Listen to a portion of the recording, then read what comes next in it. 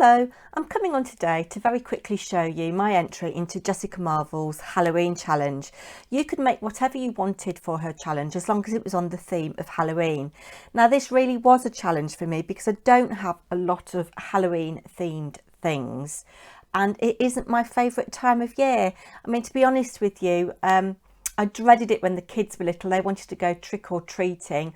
I had a neighbour who took them, which was great, but I dreaded it if kids came to the door. I just don't like the idea of kids wandering the streets asking for sweets. I just don't like it.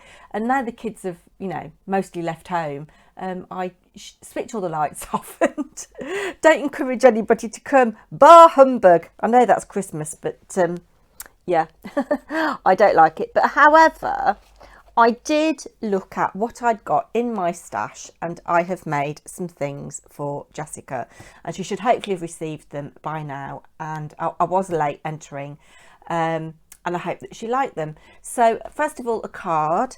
I made this envelope out of some paper I found in my stash. It's actually Christmas paper, but I thought it worked quite well for Halloween, and I've just stamped a little Lavinia spider and drawn a little wiggly web. And yeah, my envelopes are nowhere near as impressive as Andrea, the Cumbrian crafter. Have you seen all the work she puts into her envelopes? Amazing. And sorry, I have been inking, so my fingers are a bit grubby. And then just a little spider stamped inside. And then I did make this card on my channel a while ago. I had this extra wide washi tape. I think it was from Crossbuyer.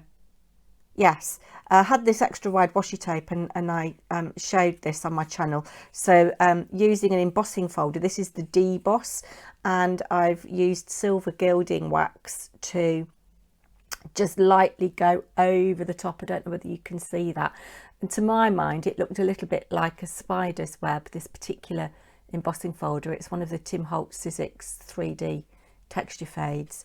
And then the washi tape itself has got things like haunted mansion, ghosts and ghouls, are you tired of trick-or-treating all alone? And then I've got these little Tim Holtz stamps and dies. There's all kinds of things on there, but there's this little Halloween bit there that I've just put on the bottom, so I won't read you what's inside. That's for her to share if she wants to.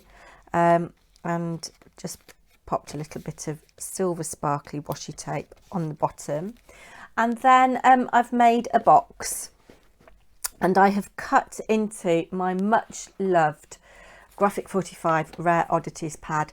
I've got the 12x12 and the 8x8, and I've got the 6x6 patterns and solids. Very much used, very well loved, considering I don't like Halloween. I just love this kind of apothecary feel to this image here. I just really love it. So it broke my heart to cut into it, but Jessica is such an awesome crafter that she was worth it. So I've used several different papers. So on the side of the lid we've got the Rare Oddities, because she is a rare oddity. I mean, she's an amazing crafter. And then the purple Rare Oddities on the bottom, so that it all kind of ties in. We've got the purple, and then I used one of the patterns and solids, green paisley, which you can't really see, a tiny bit of silver sparkle card, and then part of one of the 8x8 focal sheets, which I love. And then I've just used one of the chipboard pieces. I've used some paper that I made in one of my Christmas challenges, 31 Days of Christmas. I made some background paper and to cover this box, and I just used a scrap of it on the back with a Tim Holtz clippings spooky, and I've just anchored it down with a little circle punch and a little star button, and then inside the lid is covered as well. And then I hadn't got any orange tissue paper. This was the closest I'd got. So there are some things in here. I've made an ATC. So I don't know whether you can see that sparkly spider's web. And a little spider there. spiders.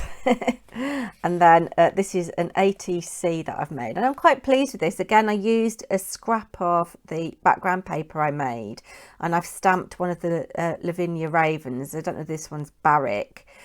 Because there's mica stain on here, you can actually see that through the raven, but I think that just adds a little bit more to it. And I stamped the spider's web again in, I think this is Starry Skies Wow embossing powder, which I really like. And I just pierced a small hole in the middle of the spider's web and threaded in some black cotton and stamped the little spider on another little scrap, and then we've got Boo on the back. I'm really pleased with that. I like that little interactive element. I showed my husband and he went, yeah, whatever. So that's my ATC. It's called Boo, one of one. And then you might have seen on my Instagram some things that I've knitted over the course of a few months. I mean, I've been doing this for ages and I'm such a late Lucy. Again, just there's the inside of the box. So I've covered it green to tie in with the cover, the lid. I've just put a couple of Halloween chocolate bars, chocolate lollies in there in the bottom. And then we've got the little witch that I've made with her hat, holding her broom. I wish I'd got a darker colour for the broom. I suppose I could have done it in the same colour as the hat really, but never mind. Little tiny pussycat with a tail and a little cute pumpkin, all knitted by me. So that's going in there. Let's pop the ATC there. Poor witch can't breathe. And put that on, and that is my entry. So I hope Jessica likes it. She's had an amazing response to her challenge, and as I say, she's the most awesome crafter. If by any chance you don't know her, I'll leave her channel linked down below. Thanks so much for watching, everybody. I'll be back soon. Bye now.